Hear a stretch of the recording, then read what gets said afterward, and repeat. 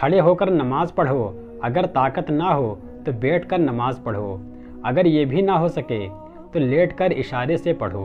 جب کبھی تم بے سکون ہوتے ہو تو اللہ تعالیٰ سے اپنے گناہوں کی معافی مانگا کرو، کیونکہ یہ گناہ ہی ہیں جو ہمارے دلوں کو بے چین رکھتے ہیں۔ میں پوری زندگی میں 2 بندوں کو تلاش نہ کر سکا، ایک وہ جس نے اللہ کے نام پر دیا ہو اور وہ غریب ہو گیا ہو، اور دوسرا وہ جس نے ظلم کیا ہو اور وہ اللہ کی پکڑ سے بچ گیا ہو۔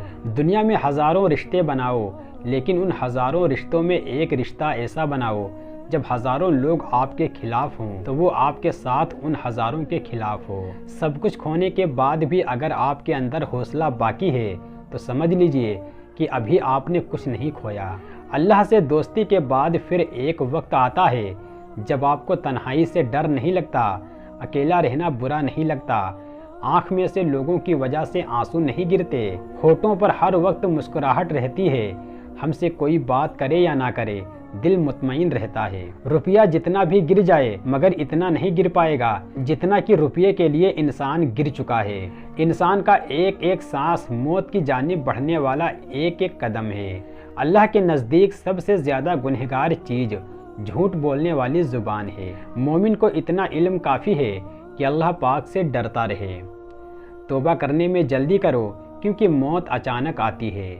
اگر تمہیں ذرا سا بھی اندازہ ہو جائے کہ اللہ تمہارے معاملات کیسے سیدھے کرتا ہے تو یقین مانو تمہارا دل اللہ کی محبت سے پھٹ جائے۔ سچا مسلمان وہ ہے جس کے ہاتھ اور زبان سے دوسرے مسلمان محفوظ رہیں۔ جب انسان ٹوٹ کر چکنا چور ہو جاتا ہے تو وہ خالی ہاتھوں میں اپنی کرسیاں سمیٹ کر اللہ کی بارگاہ میں حاضر ہوتا ہے، اور وہ پاک پروردگار ایسے سمیٹتا ہے جیسے انسان ٹوٹا ہی نہیں تھا۔ بے شک اللہ بہت زیادہ مہربان ہے۔ آنکھیں دنیا کی تمام معصومیت اپنے اندر سمیٹ لیتی ہے۔ جب روتی ہے تو دلوں کو ہلا دیتی ہے، اور جب بند ہوتی ہے تو دنیا کو رلا دیتی ہے۔ اس دشمن سے مت ڈرو جو اکیلے میں تم پر وار کرے، بلکہ اس دوست سے ڈرو جو محفل میں تمہاری عزت پر وار کرے۔ ایک وقت آنے والا ہے جب لوگ نیکی پر شرم اور گناہ پر فخر کریں۔ جو لوگ اپنا مال اللہ کے راستے میں خرچ کرتے ہیں اس کی مثال ایسی ہے جیسے ایک دانہ بویا جائے اور اس سے 7 بالیاں نکلیں اور ہر بالی میں 100 دانے ہوں۔ اس طرح اللہ جس عمل کو چاہتے ہیں کئی گنا بڑھا دیتے ہیں۔ کسی سے اتنی توقعات وابستہ مت کیجیے کہ توقعات ٹوٹیں تو آپ خود بھی ٹوٹ جائیں۔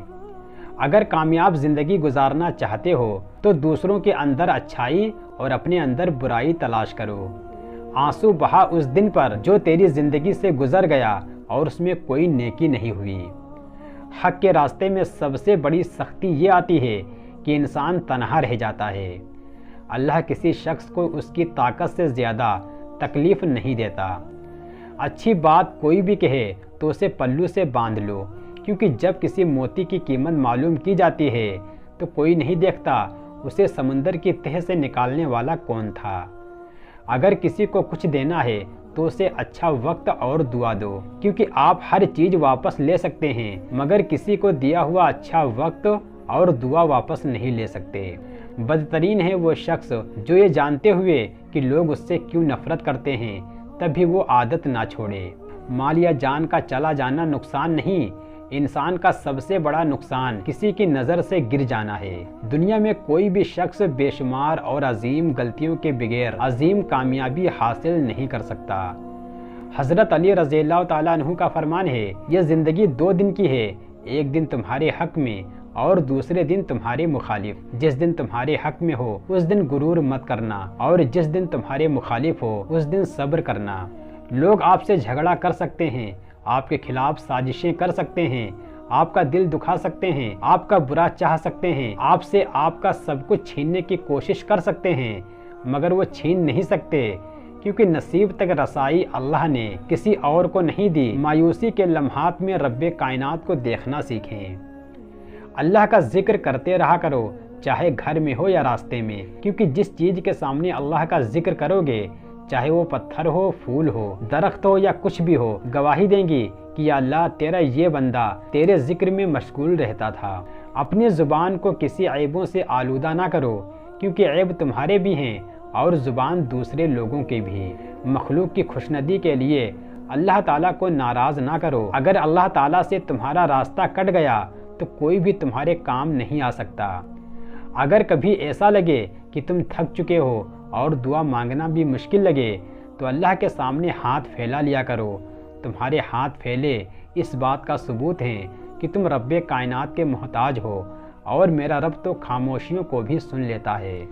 دل کا سکون و اطمینان چاہتے ہو تو اللہ تعالیٰ سے باتیں کرو۔ فجر کی نماز لازم کر لو، کیونکہ یہ اس دن کے لیے شیطان کے خلاف پہلی فتح ہے۔ توبہ روح کا غسل ہے، جتنی بار کی جائے روح میں نکھار پیدا ہوتا ہے۔